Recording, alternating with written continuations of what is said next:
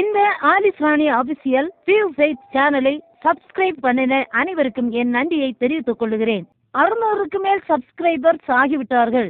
இந்த சேனலில் நான் போடும் வீடியோக்கள் உங்களுக்கு பிடித்தாலும் பிடிக்காவிட்டாலும் என்னை அங்கீகரித்து சப்ஸ்கிரைப் பண்ணி வைத்திருக்கிறதற்காகவும் நன்றியை தெரிவித்துக் கொள்கிறேன். நான் கேட்டு சப்ஸ்கிரைப் பண்ணினவர்களும் உண்டு, கேட்காமல் சப்ஸ்கிரைப் பண்ணினவர்களும் உண்டு.